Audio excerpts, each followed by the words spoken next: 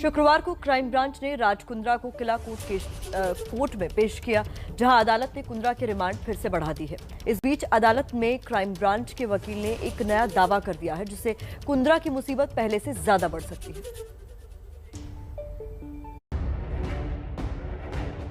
राज कुंद्रा 19 जुलाई से पुलिस हिरासत में हैं और अभी 27 जुलाई तक हिरासत में ही रहेंगे। और इतने दिनों की जांच में कुंद्रा की काली दुनिया के कितने सबूत मिले हैं, इसका एक ब्यौरा क्राइम ब्रांच ने अदालत में रखा।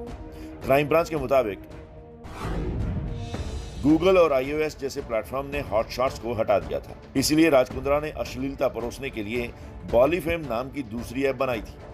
आरोपी के लैपटॉप से 35 हॉट शॉट समेत 51 अश्लील क्लिप्स मिली हैं। राज कुंद्रा के लैपटॉप से अभी तक 48 टीबी डेटा रिकवर किया गया है। क्राइम ब्रांच ने अदालत को यह भी बताया कि कुंद्रा के सहयोगी रायन थॉर्प ने हॉट शॉट्स के लिए 4 ईमेल खाते बनाए थे, जिनको रिट्रीव करने की कोशिश हो रही है। पुलिस को शक है कि पोर्नोग्राफी से कमाए गए पैसे का इस्तेमाल ऑनलाइन सट्टेबाजी के लिए होता था। जांच टीम को कुंद्रा के येस बैंक और यूनाइटेड बैंक ऑफ अफ्रीका के ट्रांजैक्शन का पता भी चला है। पुलिस अब दोनों बैंकों के खातों के बीच लेन देन की जांच भी करेगी। सूत्रों के मुताबिक राज कुंद्रा पुलिस की जांच में सहयोग नहीं कर रहे और कह रहे हैं कि सारा कुछ उनके जीजा प्रदीप बख्शी ने किया है, जो कि लंदन की कंपनी चलाता है। और निचली अदालत से राहत ना मिलती देख राज कुंद्रा ने अब बॉम्बे हाईकोर्ट का दरवाजा खटखटाया है और रिहाई की गुहार लगाई है।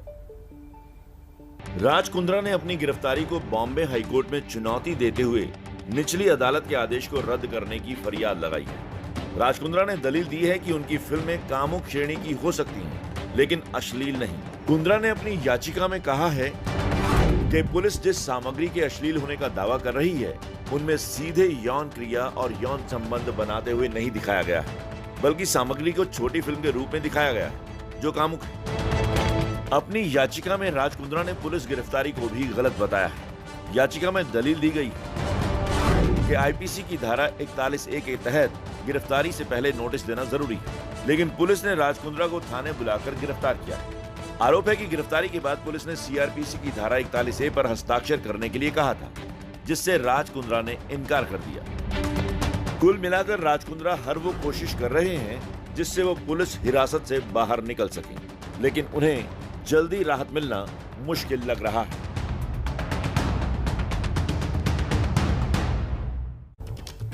तो इस पूरे मामले पर लेटेस्ट अपडेट्स के साथ मुंबई से जुड़ रहे हैं हमारे संवाददाता सूरज ओझा, उन्हीं का रुख कर लेते हैं। सूरज, ये पूरा मामला इतना पेचीदा है, अभी भी लग रहा है कि कितने और राज हैं जो छुपे हुए हैं, जिनका बाहर आना बाकी है। जी बिल्कुल, जिस तरह से एक के बाद एक नए नए राज आ रहे हैं, जिस तरह से यूनाइटेड बैंक ऑफ अफ्रीका से पैसे कैसे एस बैंक में आ रहे हैं, कैसे पैसे जो बेटिंग की एक साइट है वहां से डाइवर्ट हो रहे हैं, तो तमाम चीजें नई नई चीजें सामने आ रही है खुल के। पहले तो ऐसे लगा था कि ये पॉर्न इंडस्ट्री यहीं तक सीमित है, उसके बाद ये लंदन तक पहुंच गया, बाद में मनी का ट्रेल एक के बाद एक बाहर आने लगा। तो इस तरह से कई राज इसमें बाहर निकल रहे हैं। इसी के साथ साथ कल जिस तरह से क्राइम ब्रांच ने शिल्पा शेट्टी से भी पूछताछ की कि क्या शिल्पा शेट्टी को इन सब चीजों के बारे में जानकारी थी या नहीं थी, जिस पर शिल्पा शेट्टी ने ये कहा कि उन्हें इस बारे में कोई जानकारी नहीं थी। इसके अलावा वो ये भी मानती हैं कि जो हॉटशॉट के वीडियोस की बात मुंबई पुलिस कर रही है, जिससे मुंबई पुलिस पोर्नोग्राफ बता रही है, वो पोर्नोग्राफ ना होकर वो एक इरोटिक वीडियो में आता है। तो कई सारी चीजें हैं। शिल्पा शेट्टी ने हर चीजों का जवाब नेगेटिव दिया है, ये कहते हुए कि उन्हें किसी बारे में कोई जानकारी नहीं, राज कुंद्रा निर्दोष है और जो कुछ भी किया है वो उनके जीजा प्रदीप बख्शी ने किया। अच्छा सूरज, कल जब कोर्ट में पेश करने के लिए पहुंची पुलिस, उसके बाद वहां पर पुलिस की तरफ से कहा गया कि अभी ऐसे तमाम पहलू हैं जिन पर अभी खोजबीन होना बाकी है और उसी के बाद ये रिमांड बढ़ा दी गई है। आज किन लोगों से पूछताछ हो सकती है या फिर ये जांच का दायरा आगे कैसे बढ़ सकता है? आज तो मुंबई पुलिस ने करीब जितने भी बैंक है रैंडमली हर बैंक को एक खत लिखा है, ये कहते हुए कि क्या आपके बैंक में राज कुंद्रा का अकाउंट है, अगर है तो हमें उसकी डिटेल्स दीजिए। तो इस तरह से, क्योंकि पुलिस ने ये भी क्लेम किया है कोर्ट में कि राज कुंद्रा इन्वेस्टिगेटिंग एजेंसी को सहयोग नहीं दे रहे हैं, वो कई चीजें नहीं बता रहे हैं। ऐसे में मुंबई पुलिस को रैंडमली हर बैंक को लेटर देना पड़ रहा है ताकि जिसके पास भी राज कुंद्रा का खाता हो उस पे आगे की लीगल प्रक्रिया किया जा सके, ताकि मनी ट्रेल का पता लगाया जा सके। अब मुंबई पुलिस के लिए सबसे इम्पोर्टेंट ये है कि क्योंकि उन्होंने ये जो पूरा रैकेट है उससे तो बस कर दिया, लोगों को अरेस्ट कर लिया, लेकिन अब जो इससे कमाए गए पैसे हैं उसे ढूंढना बहुत जरूरी है। तो ये जो पैसे हैं कई जगहों से डाइवर्ट हुए हैं, ऐसा पुलिस को लगता है। मुंबई से लंदन, लंदन से वापस मुंबई आए हैं, उसके बाद यूनाइटेड बैंक ऑफ अफ्रीका से भी कुछ पैसे डाइवर्ट हुए हैं। तो ये तमाम चीजें हैं जिसको खोजना काफी जरूरी है मुंबई पुलिस के लिए, और इसका प्रोसेस करें। इसीलिए मुंबई पुलिस अब अकाउंटेंट से लेकर जो IT के लोग हैं, जो ऑफिस वही जो आप कह रहे हैं कि जांच का दायरा बढ़ता जा रहा है और जो तार है कई सारे अलग अलग देशों से जुड़ रहे हैं। सूरज, आप हमारे साथ बने रहिए। शुक्रवार को क्राइम ब्रांच ने शिल्पा शेट्टी से भी लगभग 5 घंटे तक पूछताछ की। घर की पड़ताल के बाद कई दस्तावेज भी अपने साथ ले गए। राज और शिल्पा शेट्टी के घर पर क्राइम ब्रांच की कार्रवाई लगभग 5 घंटों तक चली और क्राइम ब्रांच की टीम जब जांच के बाद घर से निकली तो दस्तावेज का एक बॉक्स, प्रिंटर और कई इलेक्ट्रिक गैजेट भी अपने साथ लेकर गई। सूत्रों के मुताबिक पुलिस ने कुंद्रा की वियान कंपनी से जुड़े लोगों को समन कर पूछताछ के लिए बुलाना शुरू कर दिया है और उसी कड़ी में शिल्पा से पूछताछ हुई है। शिल्पा शेट्टी 2020 तक वियान कंपनी में डायरेक्टर थी। हालांकि 2020 में उन्होंने डायरेक्टर का पद छोड़ दिया था। तब महाराष्ट्र साइबर सेल ने इसी तरह के अश्लील वीडियो के मामले में FIR दर्ज की थी। वियान के अलावा शिल्पा शेट्टी कुंद्रा जेल स्ट्रीम की ब्रांड एम्बेसडर है। हाल ही में पुलिस ने इस कंपनी के दफ्तर पर भी छापा मारकर कई दस्तावेज बरामद किए थे। क्राइम ब्रांच की कार्रवाई पर शिल्पा शेट्टी ने इंस्टाग्राम पर एक पोस्ट साझा किया। अमेरिकी लेखक जेम्स थर्बर की किताब का एक कोट साझा करते हुए शिल्पा ने लिखा, क्रोध में पीछे मुड़कर न देखें और ना ही भयभीत होकर आगे बढ़ें। जागरूक होकर आगे जरूर बढ़ें। मैं एक गहरी सांस लेती हूँ यह जानते हुए कि मैं भाग्यशाली हूँ, मैं जीवित हूँ। मैं इससे पहले भी चुनौतियों का सामना कर चुकी हूँ और भविष्य में भी चुनौतियों से निपट लूंगी। मुझे मेरी जिंदगी जीने से कोई चीज भ्रमित नहीं कर सकती। आरोप लग रहे थे कि शिल्पा एक बड़ी सेलिब्रिटी हैं, इसीलिए क्राइम ब्रांच उनसे पूछताछ नहीं कर रही है। लेकिन ठोस सबूत मिले तो शिल्पा के खिलाफ भी सख्त कदम उठा सकती है। तो पहली बार शिल्पा ने इस पूरे मामले के सामने आने के बाद चुप्पी तोड़ी और उसके बाद उन्होंने कहा कि चुनौतियां पहले भी झेली हैं और अब भी उनका सामना करने के लिए तैयार हूं। सूरज हमारे साथ लगातार है इस पर बात करने के लिए। सूरज, कल घंटों तक शिल्पा शेट्टी से भी इस मामले में पूछताछ हुई, कई दस्तावेज भी क्राइम ब्रांच अपने साथ ले गई है, लेकिन जो सवाल पूछे गए, क्योंकि टोटल 10 सवालों का जवाब शिल्पा को देना पड़ा, जवाब से संतुष्ट दिखाई दी या फिर आगे अभी और भी हो सकते हैं सवाल जवाब? क्राइम ब्रांच ने क्योंकि रात तक ये पूरा सिलसिला चला, ऐसे में हमारी कुछ लोगों से बातचीत हुई जिसमें उन्होंने कहा कि हमने करीब 20 से 25 सवाल उनसे पूछे, जिसमें 10 ज्यादा इंपॉर्टेंट सवाल थे जो हमें पता चले हैं कि क्या 10 सवाल हो सकते हैं। कि हॉटशॉट के बारे में इनको पता था, कैमरिन के बारे में पता था, प्रदीप बख्शी क्योंकि इनके रिश्तेदारी थे, क्योंकि राज कुंद्रा के जीजा थे, तो क्या इनसे कभी बातचीत होती थी हॉटशॉट को लेकर। तो कई सारी चीजों के बारे में पूछताछ की गई जिस पर शिल्पा शेट्टी ने सब निगेटिव आंसर दिया। तो अब क्राइम ब्रांच उनके जवाब को एनालाइज करेगी। ऐसा उन्हें लगेगा कि जो भी शिल्पा शेट्टी ने कहा है वो इनफ है इनके लिए, जितना इनको जानना था। अगर उन्हें कोई फ्यूचर में अलग एविडेंस मिला, क्योंकि अब राज कुंद्रा के भी मोबाइल को खंगाला जाएगा, उनके जो गैजेट्स जब्त किए गए हैं उसे एनालाइज किया जाएगा। अगर उसमें से ऐसा कोई चैट भविष्य में निकलता है जो डायरेक्टली या इनडायरेक्टली शिल्पा शेट्टी तक कनेक्ट करता है, तो जाहिर सी बात है मुंबई पुलिस दोबारा से उनसे पूछताछ कर सकती है, उनकी मुसीबतें भी बढ़ सकती है। फिलहाल इस पर अभी कुछ टिप्पणी करना क्राइम ब्रांच अपने आप को नकार रही है। आपकी बातों से इतना साफ है, जैसा कि शिल्पा शेट्टी कह रही थी अपने पहले बयान में कि पहले भी चुनौतियों से निपटती रही, आगे भी निपटेंगी, यानी चुनौतियां अभी उनके लिए और भी हैं, हो सकता है उनसे आगे भी पूछताछ हो। बहुत शुक्रिया हमारे साथ जुड़ने के लिए। तो देखिए, उत्तर प्रदेश में विधानसभा चुनाव होने को है, सियासत इस वक्त अपने चरम पर है। अब सीएम योगी और कांग्रेस नेता राहुल के बीच आम की सियासत शुरू हो गई है। I don't like UP arms. I like Andhra. Rahul Gandhi को फलों के राजा यानी आम पसंद है, लेकिन यूपी के नहीं, आंध्र प्रदेश के आम। राहुल के इस बयान के बाद ही फलों के राजा आम को लेकर सियासत गर्मा गई है। यूपी के सीएम योगी आदित्यनाथ ने राहुल गांधी पर तंज कसते हुए ट्वीट कर लिखा कि राहुल गांधी जी, आपका टेस्ट ही विभाजनकारी है। आपके विभाजनकारी संस्कारों से पूरा देश परिचित है। आप पर विघटनकारी कुसंस्कार का प्रभाव इस कदर हावी है कि फल के स्वाद को भी आपने क्षेत्रवाद की आग में झोंक दिया। लेकिन ध्यान रहे, कश्मीर से कन्याकुमारी तक भारत का स्वाद एक है। सीएम योगी के ट्वीट करने के बाद कन्नौज से बीजेपी के सांसद सुब्रत पाठक ने भी चुटकी ले ली। लेकिन आज इनको उत्तर प्रदेश का आम नहीं पसंद है, तो क्यों नहीं पसंद है तो आप भी समझ रहे होंगे। और पूरा प्रदेश है, जब इनको आम नहीं पसंद है, उत्तर प्रदेश को ये नहीं पसंद है। उत्तर प्रदेश पहले ही नकार चुका है। फलों और स्वाद के पसंद नापसंद से जुड़ा ये सवाल भी आम था, जवाब भी आम था। लेकिन जब इसमें सियासत का तड़का लगा तो आम भी खास हो गया और सियासत शुरू हो गई। बात यूपी की हो रही है तो जान लीजिए, यूपी चुनाव के नजदीक आते ही सियासी दांवपेच की जोर आजमाइश पीक पर पहुंच चुकी है। बीएसपी ब्राह्मण सम्मेलन के जरिए फिर पुराने फॉर्मूले को दोहराने की कोशिश में लगी।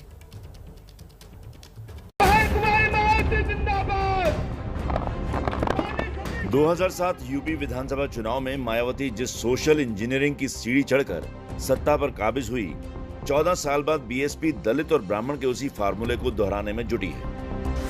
बीएसपी के ब्राह्मण सम्मेलन का कारवां आज अंबेडकर नगर पहुंचेगा। कल से शुरू हुआ बीएसपी का ब्राह्मण सम्मेलन 29 जुलाई तक चलेगा। अयोध्या से शुरू हुए इस कार्यक्रम का प्रयागराज, कौशाम्बी और प्रतापगढ़ होते हुए सुल्तानपुर में समापन होगा। इससे पहले कल बीएसपी ने अयोध्या से ब्राह्मण सम्मेलन की शुरुआत की। बीएसपी के महासचिव और ब्राह्मण चेहरा सतीश चंद्र मिश्रा ने हनुमानगढ़ी में बजरंगबली के दर्शन किए और पूजा आरती की।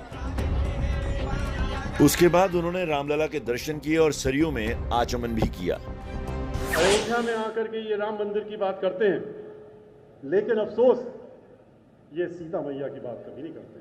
पता नहीं क्यों नहीं करते। भगवान राम का जाप कर बीएसपी बीजेपी पर हमला बोल रही है तो ब्राह्मण वोट की बिसात पर घोड़े की 2.5 चाल चलने की जुगत में भी है। यूपी में करीब 11% ब्राह्मण है और 21% दलित है।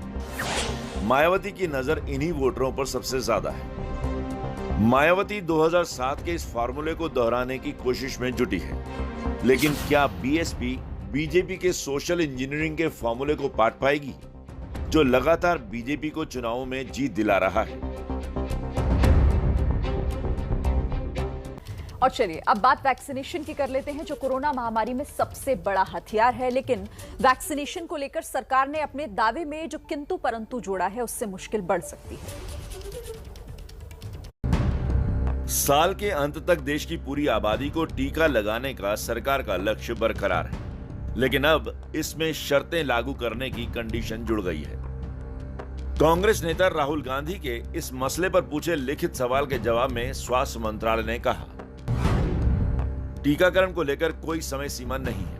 कोरोना के बदलते स्वरूप के चलते वैक्सीनेशन की डेडलाइन देना ठीक नहीं है। साल के अंत तक सरकार की कोशिश 18 से ज्यादा उम्र की पूरी आबादी को टीका लगाने की होगी, जिसके लिए अगस्त से सितंबर के बीच 135 करोड़ वैक्सीन उपलब्ध होंगी। कोरोना की अनुमानित तीसरी लहर से पहले देश की ज्यादा से ज्यादा आबादी के वैक्सीनेशन का लक्ष्य रखा गया है, लेकिन वैक्सीन के प्रोडक्शन और कोरोना के अलग अलग वेरिएंट्स की एंट्री चुनौती बनी हुई है। कल लोकसभा में स्वास्थ्य मंत्रालय ने वैक्सीनेशन से जुड़ी जानकारी दी। वैक्सीन की कमी के आरोप लगाने वाले कई राज्यों ने वैक्सीन बर्बादी में टॉप किया।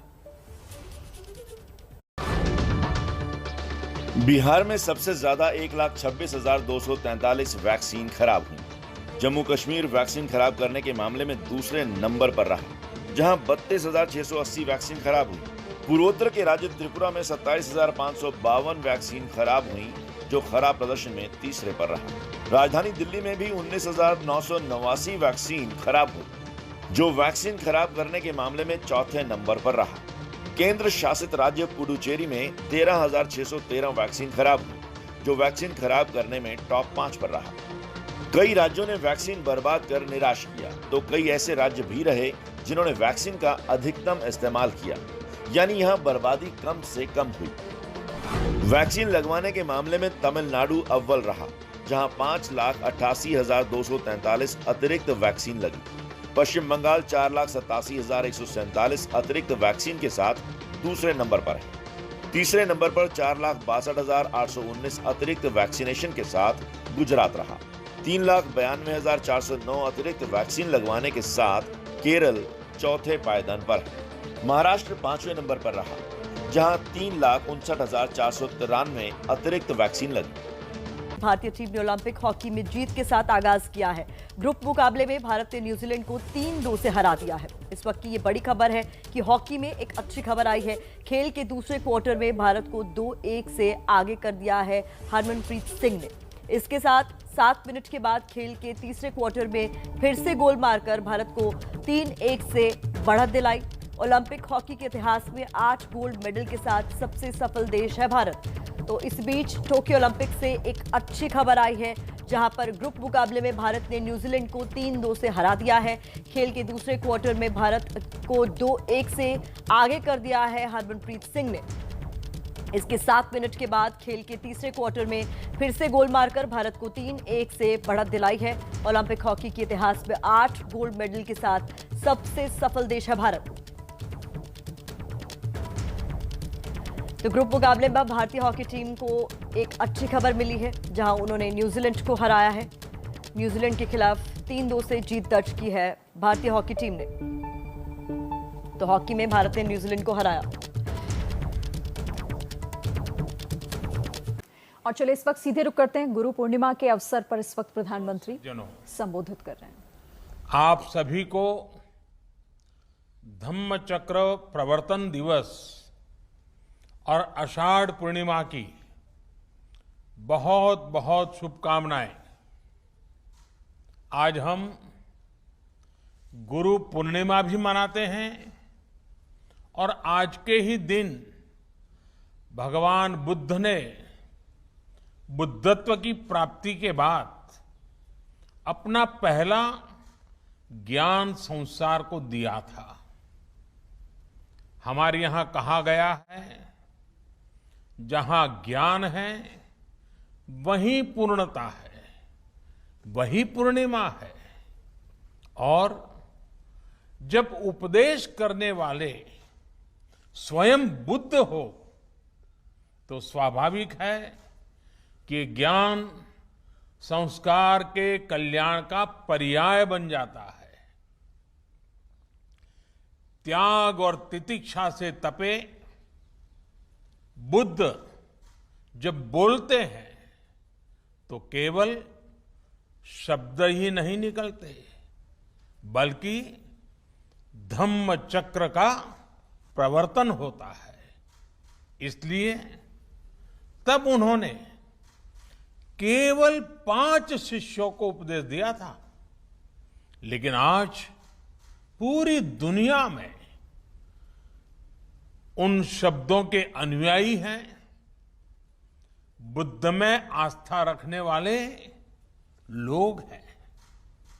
साथियों, सारनाथ में भगवान बुद्ध ने पूरे जीवन का, पूरे ज्ञान का सूत्र हमें बताया था।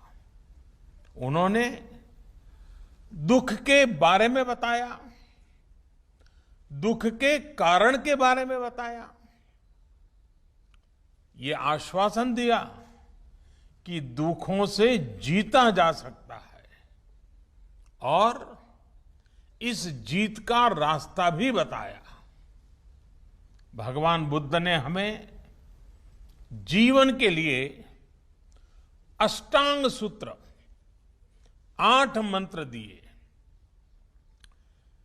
समाधिठि, सम्मा संकल्पो, सम्मा वाचा, सम्मा कम्मंतो, सम्मा आजीवो, सम्मा वायामो, सम्मा सति और सम्मा समाधि। यानी कि सम्यक दृष्टि, सम्यक संकल्प, सम्यक वाणी, सम्यक कर्म, सम्यक आजीविका, सम्यक प्रयास, सम्यक मन, सम्यक समाधि यानी मन की एकाग्रता। मन, वाणी और संकल्प में हमारे कर्मों और प्रयासों में अगर ये संतुलन है तो हम दुखों से निकलकर प्रगति और सुख को हासिल कर सकते हैं। यही संतुलन हमें अच्छे समय में हमें लोक कल्याण की प्रेरणा देता है और मुश्किल में धैर्य रखने की ताकत देता है।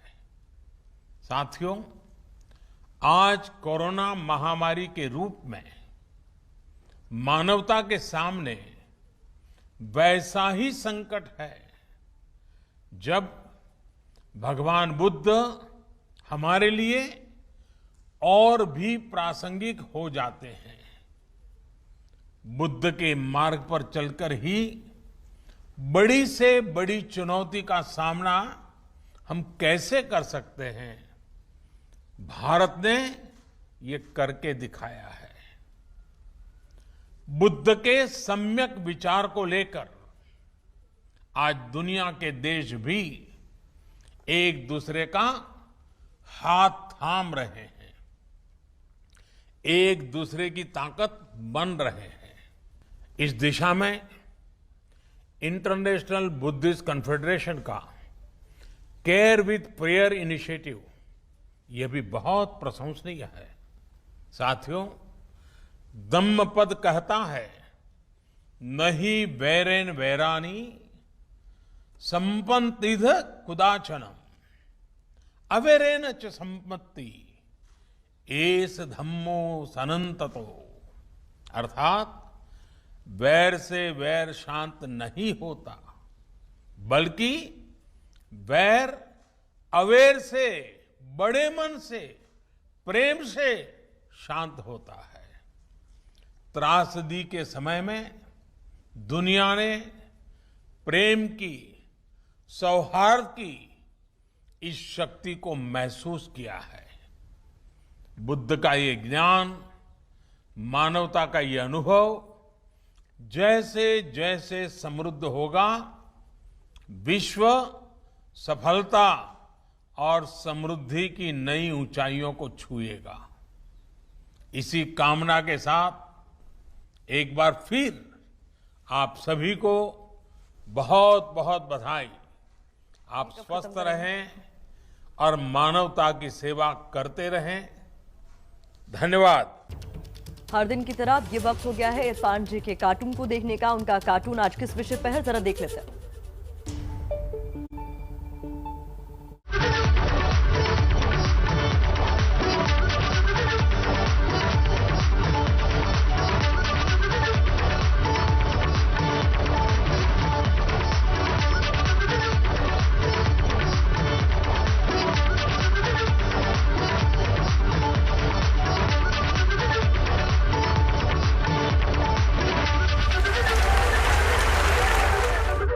चलिए इरफान जी का रुख कर लेते हैं। इरफान जी का कार्टून बनकर तैयार हो गया है। इरफान जी, आज आपके कार्टून बड़ा इंटरेस्टिंग सा दिख रहा है। एक बाइक सवार जो बहुत जल्दी में दिखाई दे रहा है। खुशी का माहौल है ना, देखिए आप कितने खुशी से आ रहे हैं। वो एकदम से एक खबर देखने के बाद में कि जल्दी कीजिए, आज पेट्रोल के दाम नहीं बढ़े हैं। ऐसा कभी होता है क्या? बहुत कम होता है। इसलिए इस कार्टून में भी यही दिखाया जा रहा है। सब कुछ खुशगवार दिखाया है मैंने इस कार्टून में। और आप देखिए, आपको याद है ना हमारी मास्टर क्लास इस बार फिर गुरुवार को होगी। आप तैयार रहिए मेरे साथ में नए नए कार्टून सीखने के लिए।